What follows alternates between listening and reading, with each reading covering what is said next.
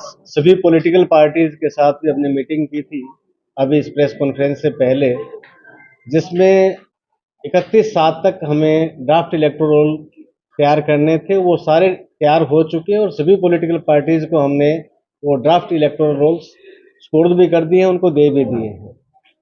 अब आगे की जो कार्रवाई है वो इस तरह से होगी कि अब 30/8 तक जिन वोटर्स के नाम इसमें नहीं है वो अपने क्लेम्स एंड ऑब्जेक्शंस दे सकते हैं, और एआरओज को हमने अधिकृत किया है इलेक्शन कमीशन ऑफ इंडिया ने कि उनके पास जाकर के वो अपने क्लेम एंड ऑब्जेक्शंस दे सकते हैं। साथ ही साथ वो जो बीएलओ जो नोटिस देने जाएंगे उनको भी अपने सपोर्टिंग डॉक्यूमेंट दे सकते हैं, और फिर जो नोटिस उनके पास जाएगा उस पर पूरा लिखा रहेगा कि किस दिन किस समय कहाँ पे वो जाकर के कौन से एआरओ के पास वो मिलेंगे। वो सारी जो जानकारी है उनकी नोटिस में ही होगी, और अकॉर्डिंगली उस समय पे उस स्थान पे जाकर के वो अपने क्लेम्स एंड ऑब्जेक्शंस को फाइल कर सकते हैं। अब तक जो वोट मैप नहीं हुए या जिनमें कोई डिस्क्रिपेंसीज थी उनको हमने नोटिस दिए हैं, जिसमें से 86,261 वो वोट हैं जो मैप नहीं हुए थे, और 1,43,711 वो वोट हैं जिनमें ग्रॉस डिस्क्रिपेंसीज थी, जैसे कि जिनके फादर और उनके नाम में 10 या 11 साल का ही गैप था या 15 साल से नीचे गैप था, या नाम में कोई ऑब्जेक्शन था। किसी का नाम प्रताप सिंह था और बाद में उसने प्रताप सिंह की जगह प्रताप कुमार या अपना सरनेम भी ऐड कर लिया। तो इस तरह की जो डिस्क्रिपेंसीज थी उनको हमने नोटिस दिए हैं। कुल 2,29,972 नोटिस दिए गए हैं पानीपत में अपने डिस्ट्रिक्ट में। इसके अलावा ये जो क्लेम्स एंड ऑब्जेक्शंस हैं 28/9/2026 तक इनको हमने सेटल डाउन करना है, इनको डिसाइड करना है, और फिर 3/10/2026 को फाइनल इलेक्टोरल रोल बनाई जाएगी।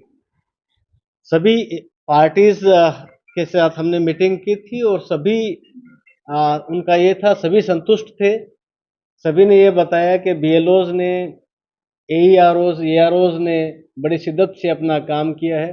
किसी ने कोई कंप्लेंट अब तक हमारे को नहीं दी है, और मैं आपके माध्यम से भी सभी पॉलिटिकल पार्टीज और जनता से भी अनुरोध करता हूं कि वो हमारा इसमें सहयोग करे।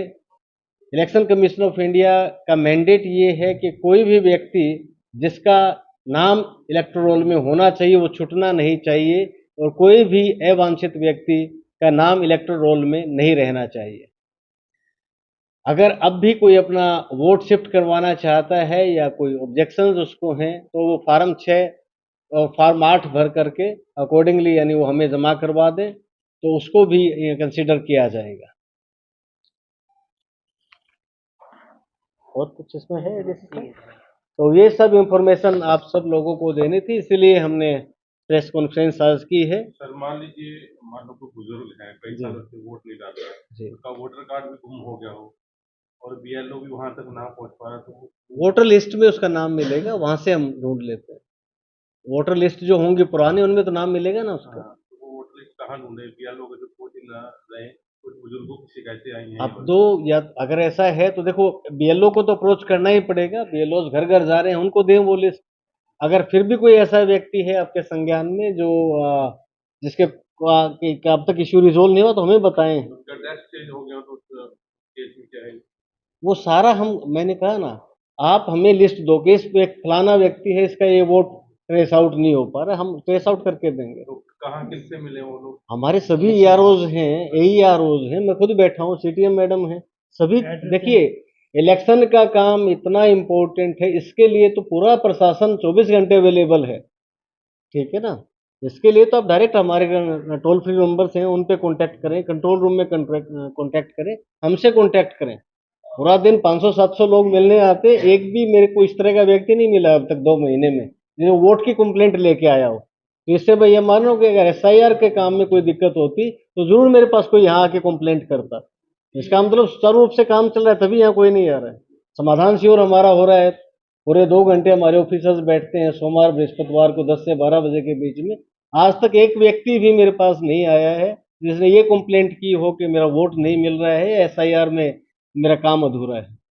ये ऐसा है कि कंप्लेंट के निवारण के लिए टाइमिंग लगेगी, कंप्लेंट कोई लेकर आए या इसमें कोई सैटरडे संडे काम हो।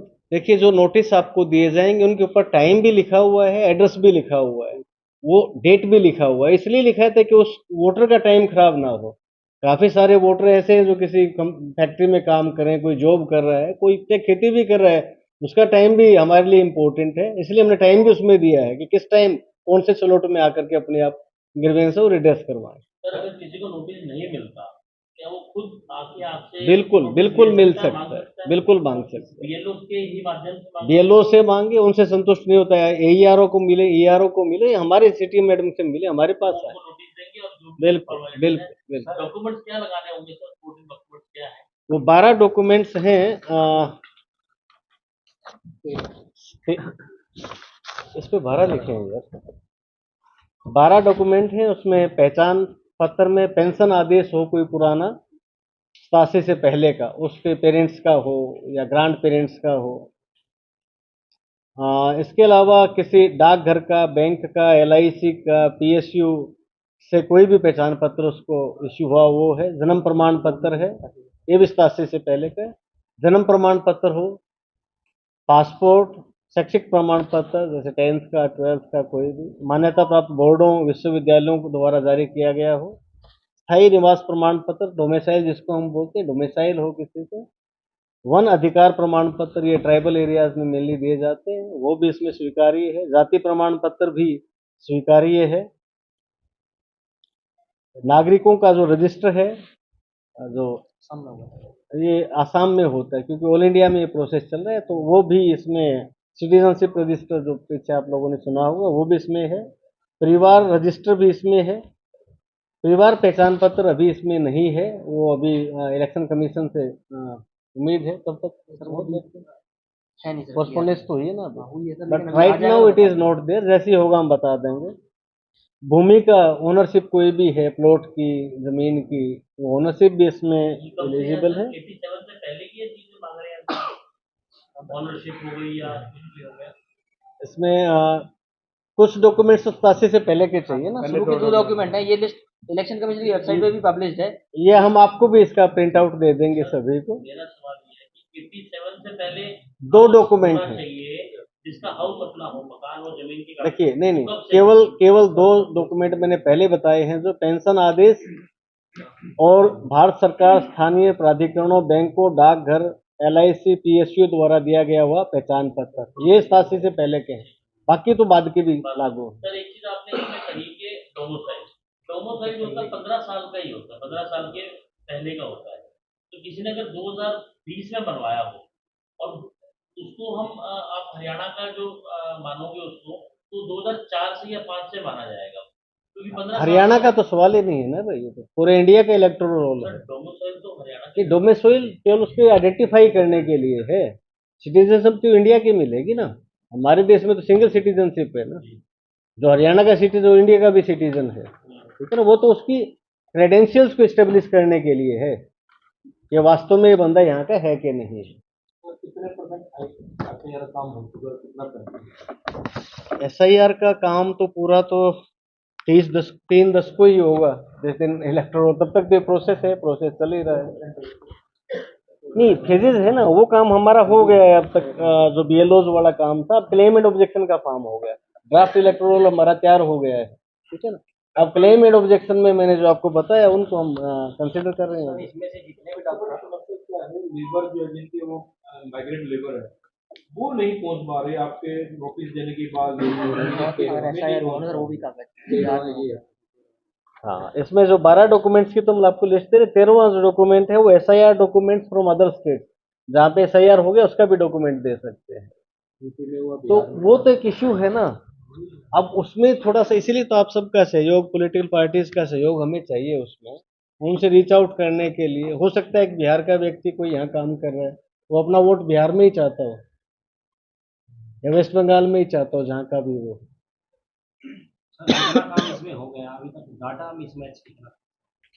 देखिए, डाटा मिसमैच नहीं है। टोटल जो मैंने आपको बताया कि 2,29,972 हमने नोटिस दिए हैं, जिसमें से 86,261 वो है जिनकी मैपिंग नहीं हुई 2002 के एसआईआर के अकॉर्डिंग, और 1,43,711 है वो है जिनमें डिस्क्रिपेंसीज थी।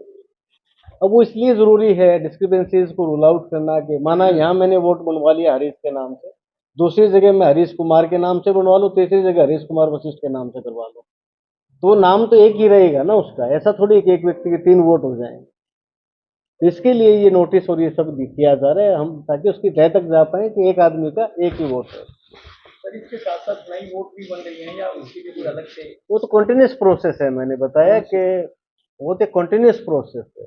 मैं पॉलिटिकल पार्टीज को भी कह रहा था कि इसमें पैनिक करने की जरूरत नहीं है।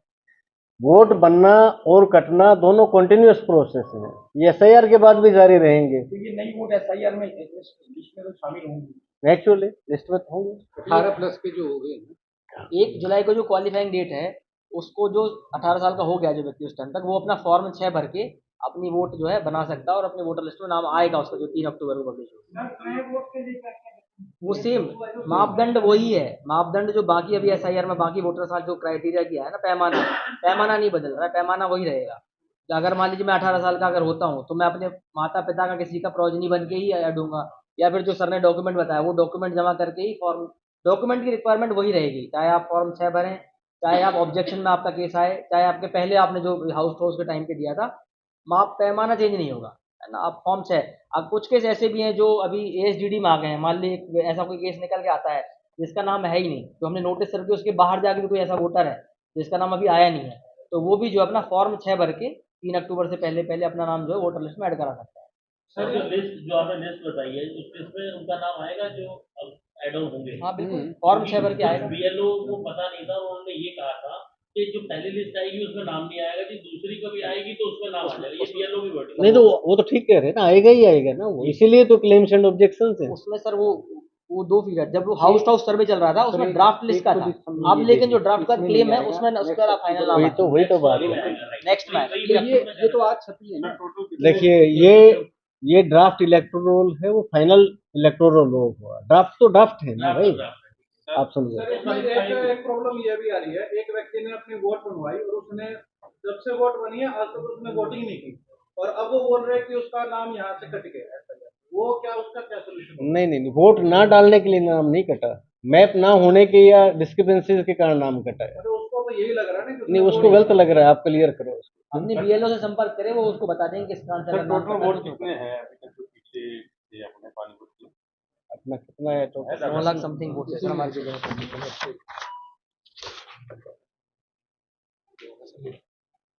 जो ड्राफ्ट इलेक्टोरल रोल में जो टोटल वोट है वो 7,85,016 है। ये कब तक का डाटा है? अभी जो जो ड्राफ्ट हमने publish ड्राफ्ट हुआ जो अभी आप आए थे तो एक पॉलिटिकल पार्टीज को ड्राफ्ट इलेक्टोरल रोल मैंने दिया है अभी, उसमें जो हमने वोट ड्राफ्ट में जो आए हैं वो 7,85,016 हैं, जिसमें से अगर आप कॉन्स्टिट्यूंसी वाइज चाहें तो पानीपत रूरल के 2,36,221 हैं, पानीपत रूरल के हैं 2,36,221, पानीपत सिटी के 1,80,625, इसराना के 1,66,979 और समालखा के 2,01,181।